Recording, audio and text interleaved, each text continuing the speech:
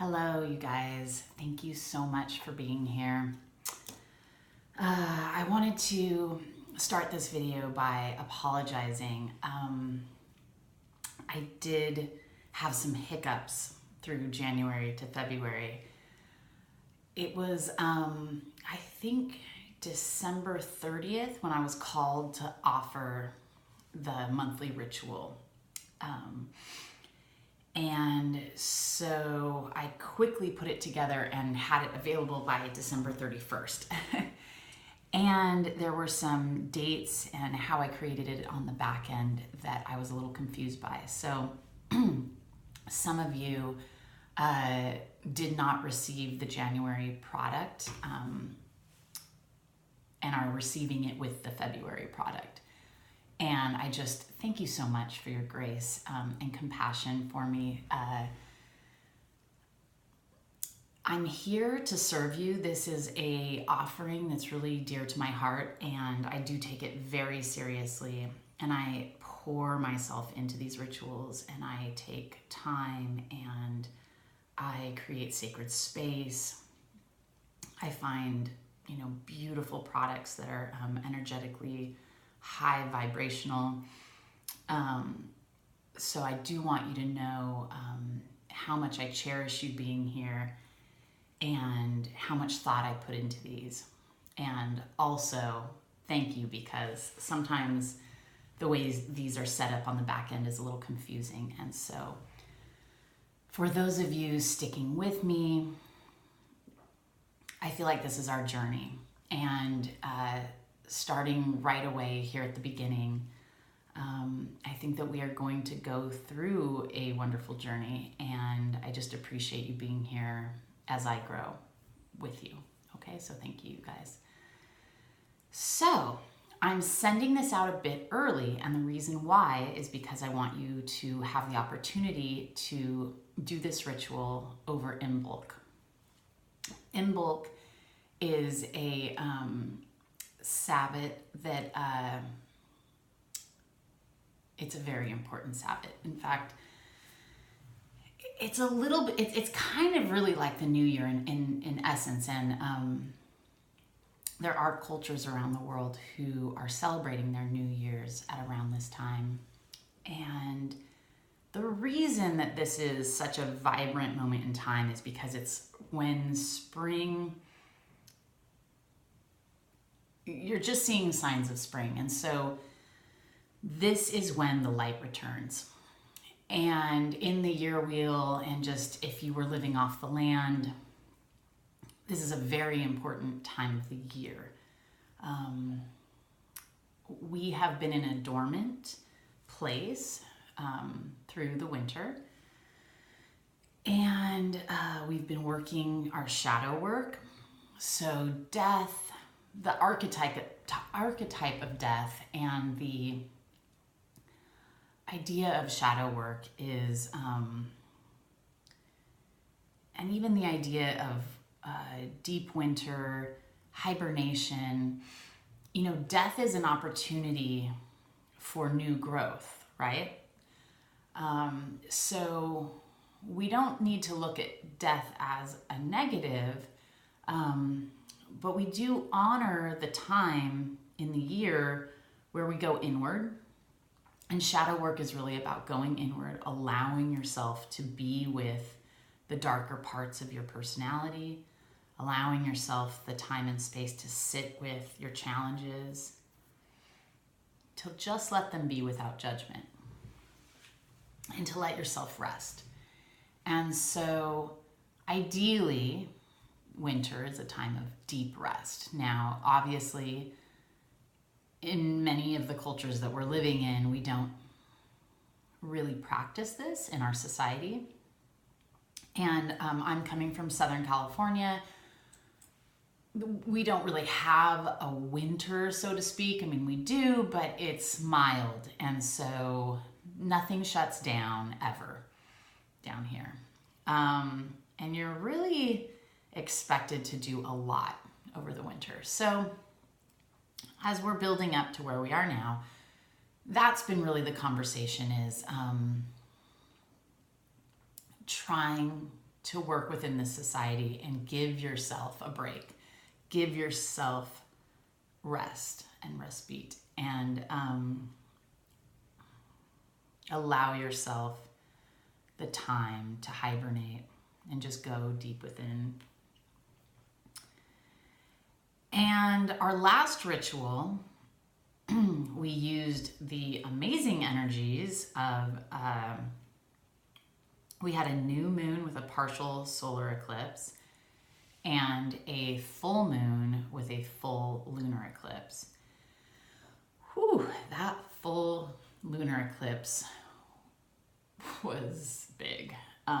I really felt a lot of the energy the week after, and to be perfectly honest, I'm still a little hungover by it. It was really intense last week, so be gentle with yourselves if you're also experiencing sort of fallout from a really intense moon. But in our last ritual, we put down what was no longer serving us, and we picked up that which is serving us. And so with that in mind, we step into this Imbolc ritual. And this ritual is going to focus on the goddess Bridget. I highly recommend Googling Bridget. She is fascinating. Has been worshipped in one way or another for over 5,000 years of human history. So her energies are very, very innate to the human story, very important. And I kind of think of her kind of the same as Shakti energy. You can think of her as Yang. So she is that feminine principle, which is sort of the spark of life and creativity. Imbolc is another word for saying in the belly.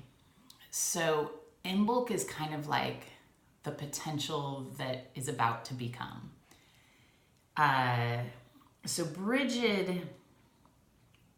really symbolizes, well, she symbolizes a lot of things. She's a very high level goddess. So she has like ultimate, like she kind of encompasses all life.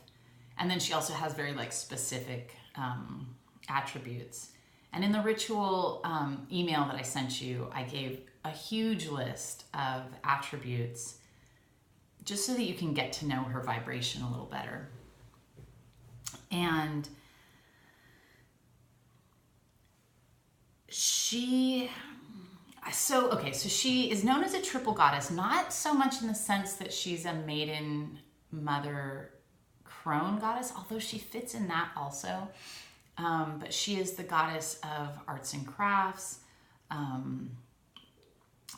smith work, and of the hearth. So that's like a wide variety of creative, really important creative human practices, activities.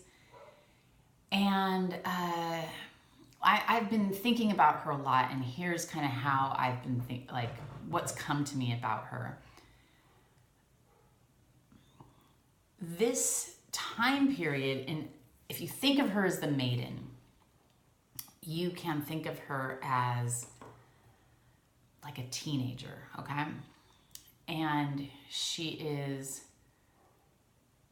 just ready to explode with all this possibility. You know, she's grown to this point where she's not a baby anymore. She's about to really step into the world with pure potential. And all of this amazing energy has been stored in her and building as, you know, through her baby years and her childhood. And now she's a maiden. And the future is just wide open for her. Okay, so that's a really fun way to think of her. And I also think about teenagers when I think of the deep winter. If you've ever met a teenager, they sleep a ton. Teenagers need so much rest and require so much rest because they're just about to explode. They are like right at that turning point where they're becoming adults. They're going to be out in the world. And it just takes a lot of energy. And so you can kind of think of your winter as this like, hibernation of this teenage energy as, before the maiden becomes the bride, if you will. And, and once she becomes the bride, she becomes the mother and then eventually the crone. So this period of teenagehood is short, within the story. And Imbolc is also, and Bridget is also known for like the quickening. So it's like, it's named after in the belly. So it's like there's a baby in your belly and the quickening of birth. And then it's, related to spring. So in the belly of the earth is the new growth of all life on the planet. And, the quickening of this new life. The rains are coming, the sun is coming, and all this life starts to show itself. You have newborn, livestock. You have your sheep and your cows and your goats are all having their babies and they're suckling at the breast. And, today was an amazing omen. We have 2 doves. This is so cool. We have 2 doves checking out our, right in front of our kitchen window, there's a little ledge and we have a family of doves checking it out as a potential home. So I feel like that's gotta be a good omen, right? For Imbolc. How perfect. So if you're looking around nature, you're seeing things like possibly hibernating animals taking a peek. This is also the same time period as Groundhog's Day. And that whole idea is that hibernating animals are like, is winter over? They check it out, they let you know, that kind of thing. So Imbolc is like the sign of winter being over and the hope and, the proof of light to come.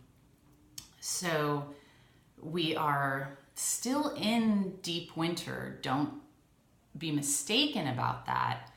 But we are now stepping into the light. And as you'll notice, the days are already longer. So this time of year is quite different than, let's say, November, when the days are really short. And so there's a different energy when you're in deep winter and the days are longer versus shorter, right? So you're starting to kind of expand.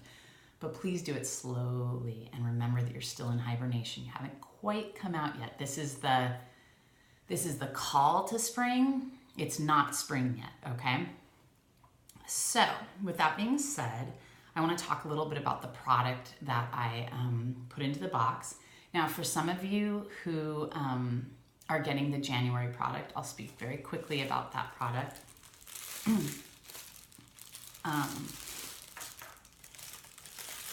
I chose something that would be great to use for Imbolc as well. So this is Sweet Lovin' Essences. It's called Ripe, and it says, I am lush and creative. And this is by Jess Rose.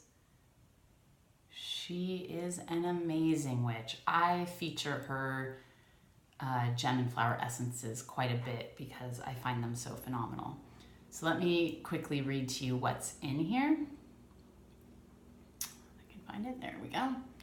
So full moon charged spring water infusion of pumpkin, watermelon, pomegranate, grapefruit blossom, magenta rose, clear quartz, green calcite, unakite, bloodstone, jade, and selenite in organic vegetable glycerin.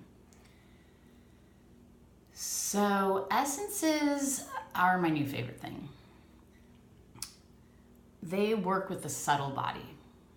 And for those of you who didn't get this product, take a listen anyways, because you will certainly have something like this in a future box.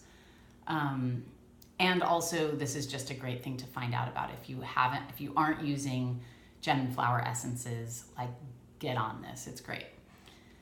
So they work on the subtle body, and the people who work with them, this woman, for instance, she has a relationship to the flowers and the gems that she works with. So they call to her. She waits for their call. She'll sit with a plant and talk to it before she finds out that they're a match and that they should work together. So she does a lot of deep spiritual work with the plant and or the stones to find out if she is the correct person to work with their magics and share this with others. And so this is a great elixir to use at this time of year to support that creative energy that we have that's symbolized here with the Imbolc. It's like it's deep inside of you. It hasn't manifest yet. It's in the making, but it's quickening. It's like it's coming forth. So this is a really good elixir to support that creative lushness and that ripeness. I love the name ripe because that's what we are at this time of year. We're just ripe. We haven't blossomed yet, but we're getting there, right? So to take these, you just take, now there's all kinds of ways you can use these. You can put them in your coffee, tea, in your juice, in your wine, you name it. Or you can just take a drop and put it on your tongue.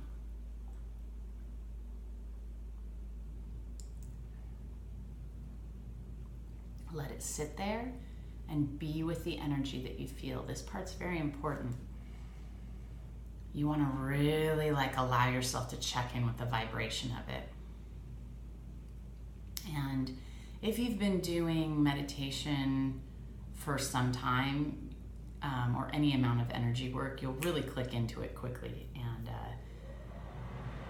ooh, that comes on the heater. So you will vibe with it very quickly, and that was beautiful. Like, I can sense it already, and it's very vibrant. So I encourage you to play with that, those of you who are receiving this, and meditate on it.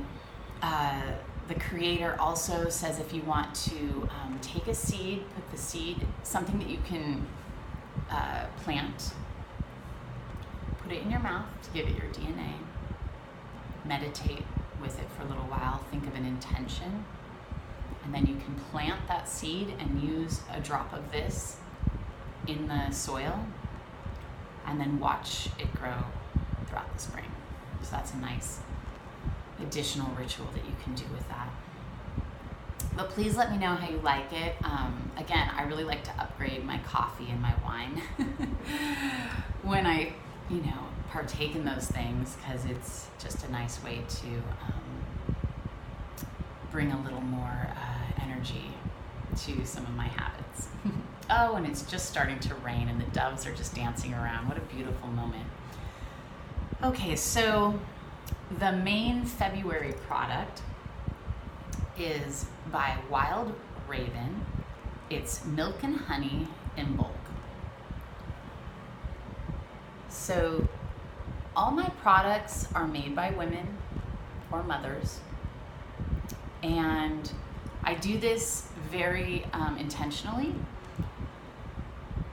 My whole business model is to support women and empower women. And so I'm supporting my customers, I support myself, and I support my purveyors. So everybody that I buy product from is a mother, woman, entrepreneur, and they make their products from scratch, all natural ingredients.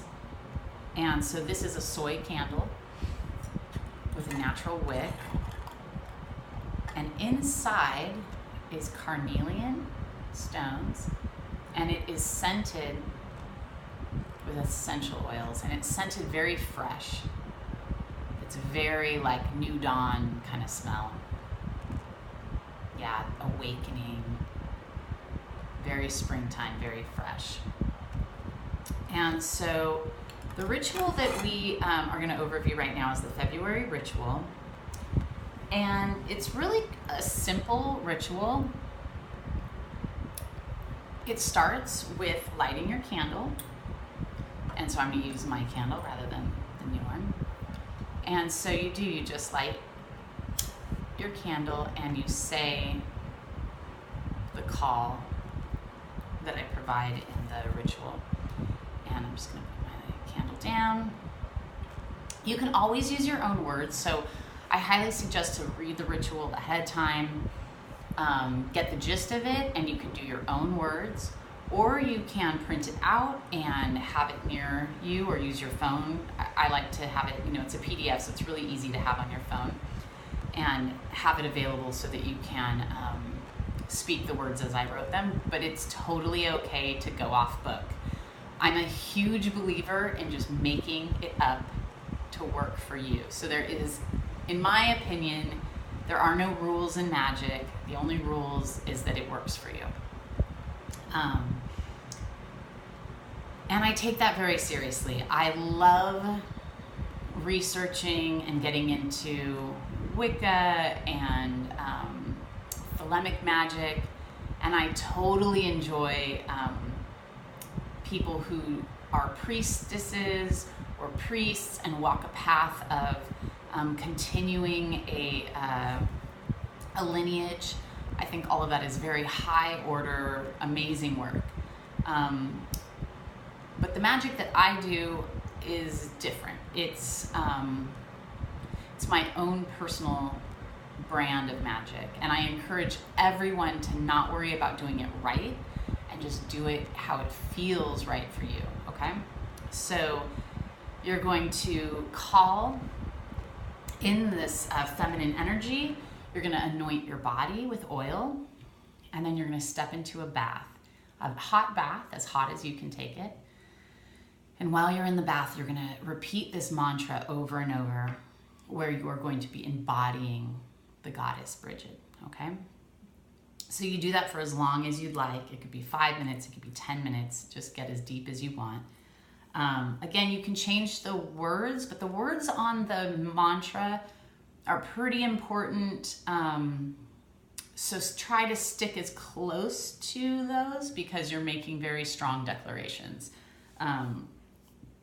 And so after your bath, you're going to dry yourself. You're going to keep your candle lit. And then you're going to move your, you could still do it in the bathroom, of course, but if you have a big enough bathroom and a place to sit, etc.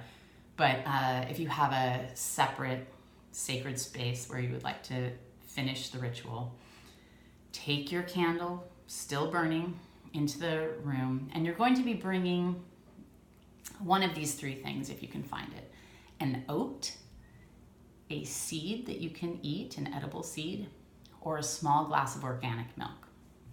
So you'll have that in the ritual space. And you're going to want to sit back down comfortably, and you're going to be staring at your candlelight. Now, it's hard to see because of the video and how sort of the light spreads when it's on camera. But what you're going to do is you're going to breathe in. Big deep breath, and then exhale.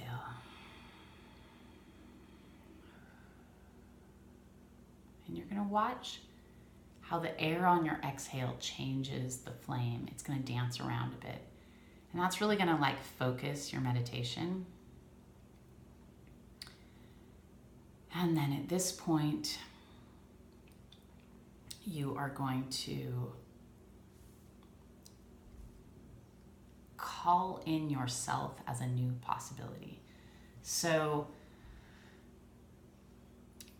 with the phrase, now this is a very important, how you say this is very important. You are going to say, I am the possibility of blank. So whatever that is to you, you're going to allow that to come to you. And you might want to think about it ahead of time and then write it down. But you really want to keep it in that phrasing. I am the possibility of.